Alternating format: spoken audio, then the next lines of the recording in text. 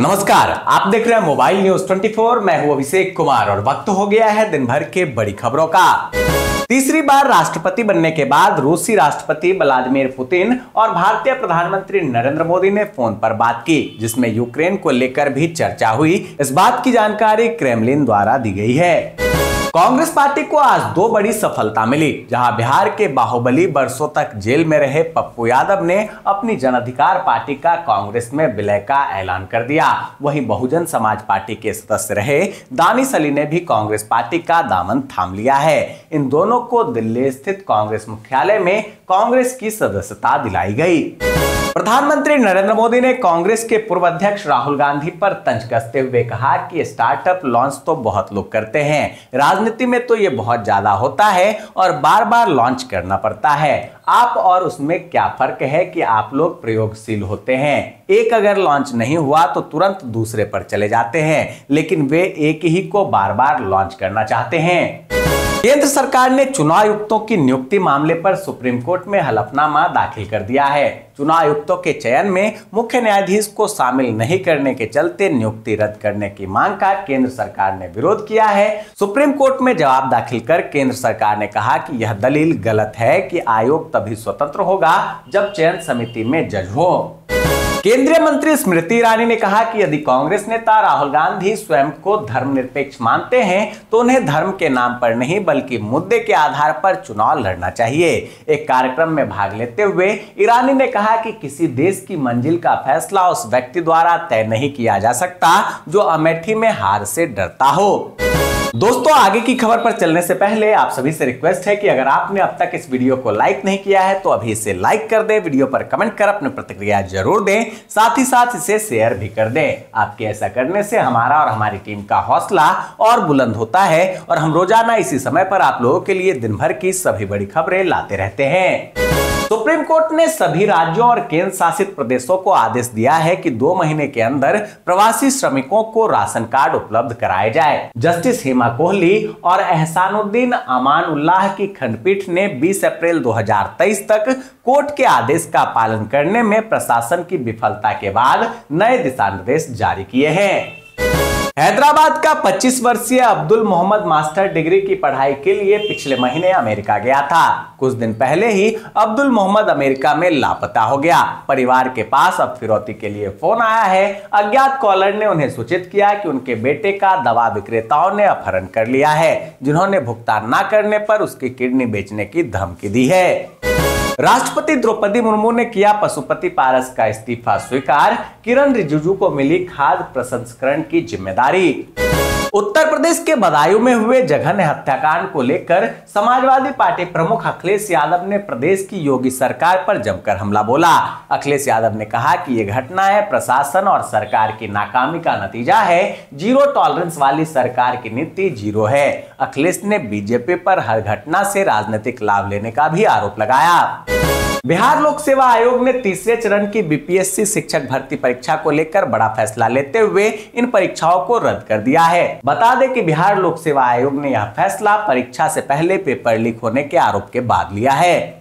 शराब घोटाला मामले में प्रवर्तन निदेशालय की याचिका के खिलाफ दिल्ली के मुख्यमंत्री अरविंद केजरीवाल की याचिका पर आज अदालत में सुनवाई हुई, जहां कोर्ट से अरविंद केजरीवाल को राहत नहीं मिली। अदालत ने केजरीवाल से कहा कि आप ईडी के सामने पेश होंगे तभी आपको पता चलेगा कि आपको गवाह के तौर पर बुलाया जा रहा है या आरोपी के तौर पर। साथ ही अदालत ने पूछा कि आपको ईडी के सामने पेश होने में क्या दिक्कत है। वो आपको पहली बार पेश होने पर गिरफ्तार नहीं करेंगे, वो कारण बताएंगे, उसके बाद ही गिरफ्तार करते हैं। हमने ऐसे कई मामले देखे हैं। अब इस मामले की अगली सुनवाई 22 अप्रैल को होगी।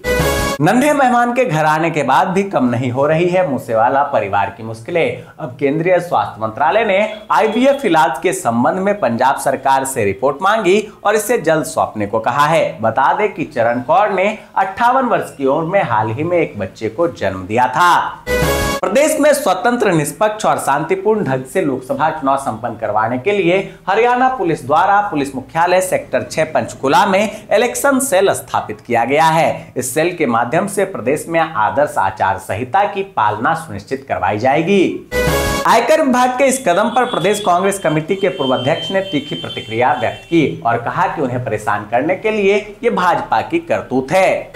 लोकसभा चुनाव को लेकर झारखंड में इंडी गठबंधन के बीच सीट शेयरिंग पर सहमति बन गई, जहां झारखंड में कांग्रेस को 7 सीटें मिली है। वहीं हेमंत सोरेन की पार्टी झारखंड मुक्ति मोर्चा 5 सीटों पर चुनाव लड़ेगी। वहीं इंडी गठबंधन के 2 अन्य दल लालू यादव की पार्टी राष्ट्रीय जनता दल और सीपीआईएम को 1-1 सीटें दी गई है। छत्तीसगढ़ में विधानसभा चुनाव में मिली करारी हार के बाद आम आदमी पार्टी लोकसभा चुनाव नहीं लड़ेगी। अब तक की स्थिति को देखकर ऐसा प्रतीत होता है कि पार्टी के पदाधिकारी भी इस बात को मान रहे हैं कि कार्यकर्ता इंडी गठबंधन के प्रत्याशी के समर्थन में प्रचार करेंगे। मध्य प्रदेश कांग्रेस के उपाध्यक्ष लालचंद गुप्ता आज भाजपा में शामिल हो गए हैं। उनके साथ ही नागोद सतना से कांग्रेस विधायक रहे यादवेंद्र सिंह के भी भाजपा में सदस्यता लेने की अटकलें चल रही है। हिमाचल प्रदेश में चुनाव की तारीखों का ऐलान हो चुका है, जहां 1 जून को हिमाचल की 4 संसदीय सीट पर चुनाव होने हैं। इसी बीच प्रतिभा सिंह समेत कई ऐसे नेता हैं जो मंडी से चुनाव नहीं लड़ना चाहते। इसे लेकर भाजपा नेता राकेश जामवाल ने कहा कि कांग्रेस ऐसा डूबता जहाज है जिस पर कप्तान भी सवार नहीं होना चाहता। लोकसभा चुनाव से पहले पश्चिम बंगाल में एक बार फिर से बीजेपी और तृणमूल कांग्रेस के समर्थकों के बीच झड़प हो गई, जहां बंगाल के कूच बिहार जिले में कल देर रात केंद्रीय गृह राज्य मंत्री निशित प्रामाणिक द्वारा संबोधित एक जनसभा समाप्त हुई थी और राज्य मंत्री उदयन गुहा के नेतृत्व में एक रैली पास ही में शुरू होने वाली थी। इसी दौरान दोनों नेताओं के समर्थकों में झड़प की खबर है, जिस दौरान दोनों पक्ष के कई लोग घायल हो गए हैं। वहीं इस घटना में एक सब डिविजनल पुलिस ऑफिसर भी घायल हो गया है। महाराष्ट्र सरकार ने सिनेमा जगत को दिया बड़ा तोहफा, अब सरकारी जमीन पर मुफ्त में शूटिंग कर सकेंगे निर्देशक और डायरेक्टर। सुजुकी मोटर्स ने अपनी पहली फ्लाइंग कार का निर्माण शुरू कर दिया है। इसे जनवरी में आयोजित वाइब्रेट गुजरात समिट के दौरान मारुति सुजुकी ने अपने पवेलियन में प्रदर्शित किया था।